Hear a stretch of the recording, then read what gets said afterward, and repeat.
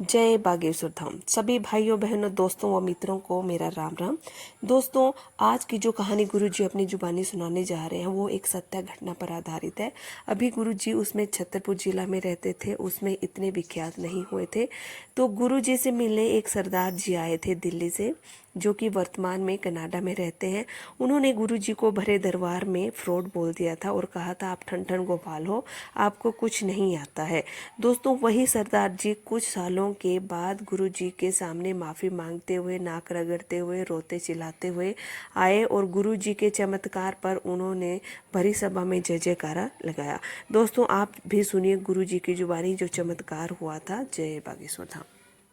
छतरपुर में एक उस जमाने में जब हम नए नए दरबार में बैठते थे तो छतरपुर में एक सरदार जी दिल्ली से आए जो वर्तमान में कनाडा में रहते हैं। तो किसी ने बताया कि यहां बगल में एक गांव है छोटा सा गड़ा गांव में एक छोटे से बच्चे को हनुमान जी की कृपा है। ऐसा लोग बोलते ही रहते हैं। ऐसा सुनकर के वो सरदार जी हमारे पास आए।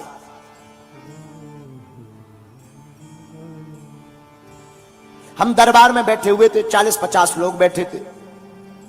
10-12 पर्चा बनने के बाद हमने सरदार जी को बुलाया, आइए आपकी अर्जी स्वीकार है। सन्यासी बाबा की प्रेरणा से, हमारी तो कोई प्रेरणा होती नहीं, हम तो आपके जैसे साधारण इंसान हैं। गुरुदेव की प्रेरणा, श्री सन्यासी बाबा की प्रेरणा से, आइए आपकी अर्जी स्वीकार है। वो आए, आकर बैठ गए। हमने पर्चा बनाया, हमने कहा बताइए क्या बात, क्या पूछने आए। जैसा सब लोग बोलते हैं, आप तो सब जानते हैं, हमने सुना आप मन की बात बता देते, आप बताओ। हमने कहा नहीं, हम नहीं जानते, जानते तो बालाजी है, हम तो लिख देते हैं और भगवान की कृपा से वो सत्य निकल आता है। तो उन्होंने कहा महाराज जी, अगर आप लिख देते हैं तो हमारे कोई संतान नहीं है, आपका क्या कहना है। ऐसा बोला, एक एक शब्द हमें याद है, आपका क्या कहना। हमने पर्चा पढ़वाया, हमने कहा पढ़िए, आप संतान की कामना लेकर आए हैं, कोई संतति नहीं है, हो जाएगी आशीर्वाद। लेकिन व्यक्ति को यह सुनकर प्रसन्नता होती है, उस आदमी को नहीं। तो हम थोड़ा चौंके। हमने कहा क्या बात है, बात गलत है क्या। बोले नहीं, बात तो ठीक है, लेकिन आपको ज्ञान बिल्कुल भी नहीं है, ठन ठन गोपाला है। ऐसा बोले सीधा। हमें बड़ा बुरा लगा, पहली बार किसी ने हमारी बेइज्जती की होगी। पसीना आ गया। हमने कहा अगर ऐसी क्यों।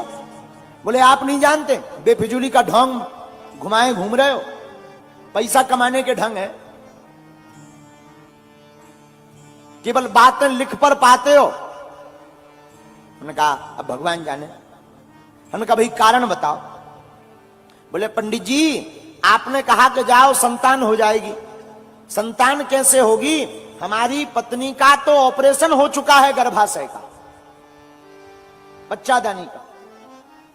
अगर आप जानते होते तो ये भी देख लेते, और आपने तो आशीर्वाद ठोक दिया। हमें भी बड़ा बुरा लगा। मन ही मन हम सन्यासी बाबा को बड़ा ध्यान करें कि तुमने बताया क्यों नहीं, बता देना था कि ऐसी ऐसी बात, डिटेल दे देते। इतना बताया, डिटेल और दे देते। अच्छा, कई बार ऐसे मुसीबतों की टाइम पर कनेक्शन कट जाता है। मन ही मन बड़ी पीड़ा हुई। अब 60-70 लोग सामने बैठे थे तो फिर और पसीना आया कि नाक कट ही गई आज। लेकिन तब तक पता नहीं, हमें तो ध्यान नहीं है। भीतर से हुंकार सी भरी, जा कह दिया कि तेरे घर पुत्र होगा और 2018 के पहले होगा तो होगा, बस। उसने वो पर्चा लिया और ऐसा एक टेबल रखी थी, टेबल पे रखा। बोले तुम नहीं जानते ठन ठन गोपाला, दें बड़े, चलो चिल्लाते, और ऐसा कह के चला गया। 2-3 दिन तो हम अपने गुरुजी से बड़ा नाराज रहे। और हमारी जिंदगी का पहला चमत्कार, हमारी जिंदगी की विचित्र घटना यही थी, सन्यासी बाबा की और हनुमान जी की प्रत्यक्ष महिमा हमने यही देखी। वो तो चले गए। सन 2015-16 की है, इतना स्मरण नहीं, अब तो लंबा हो गया। वो लगभग 8-10 महीने बाद कोई दंडवत करता हुआ आया। उस वक्त हमारा दरबार शनिवार मंगलवार लगने लगा था। तो शनिवार के दिन कोई दंडवत करता हुआ आया, तो हमें सेवादारों ने बताया कि कोई इतनी तपती दोपहरी में दंडवत करता हुआ आया है। हमने कहा आने दो, आते ही रहते हैं, मिलवा देना। झोपड़ी बनी थी, तब कमरा भी नहीं था बागेश्वर धाम पर। हम झोपड़ी में तखत के ऊपर बैठे, सामने बागेश्वर बालाजी का चित्र, ऊपर छोटे से मंदिर में हनुमान जी का स्थान था पहले, जहां बागेश्वर धाम में। हम बैठे बैठे हम दरबार लगाए थे, वही रोज का क्रम चल रहा था। बात आई गई हो गई थी, 8 महीने पहले बात कही थी, हमें तो ध्यान नहीं था। गुरुजी ने जो कहा हो, तो बात आई गई हो गई। गुरुजी ने बाद में हमें समझाया बुझाया कि तुम टेंशन मत लो, गुरु की आज्ञा हमने मान ली थी। बात आई गई हो गई थी, हम ध्यान भी भूल गए थे। लेकिन वही सरदार जी 4-5 अपने परिवारजनों को लेकर के आए, और उनके साथ में एक बड़े स्पेशलिस्ट डॉक्टर, आंखों में आंसू भरते हुए रोते हुए बोले, गुरुजी आपने हमें पहचाना? हमने कहा हमने पहचाना, आप हमको उल्टा सीधा बोल करके गए थे, जिनका गलत पर्चा बन गया था। आंखों से झरझर आंसू बहते हुए फबक फबक कर रोने लगे, और जमीन पर सिर पटक करके हाथ फटकारने लगे। बोले गुरुदेव हमें क्षमा कर दो, और हम बड़े आश्चर्य में हैं, डॉक्टर को हम साथ लेकर आए, हमारी धर्म पत्नी 4 महीने से गर्भवती है।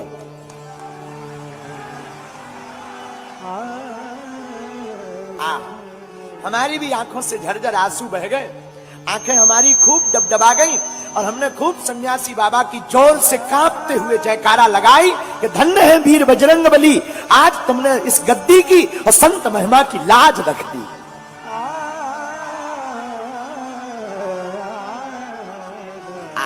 बिल्कुल सत्य घटना हम आपको बता रहे हैं।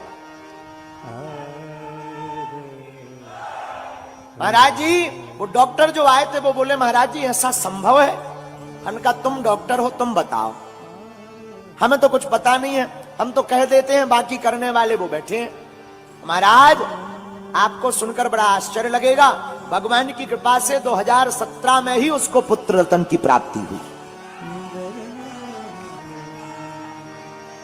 और हमें आज भी हमारे नाम पर कुछ भी नहीं है, लेकिन एक मोटरसाइकिल आज भी हमारे नाम पर है, आई स्मार्ट गाड़ी, और हमें अपनी जिंदगी का पहला दान आई स्मार्ट गाड़ी के रूप में मिला था। एक ही गाड़ी हमारे नाम है, बाकी हमारी कुछ है नहीं, सब चेला चपाटों की है।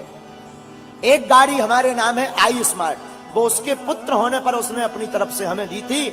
आज उनका बालक 5-6 साल 7 साल का हो गया है, कनाडा में रहता है, और भगवान की कृपा से खूब जय जयकार है।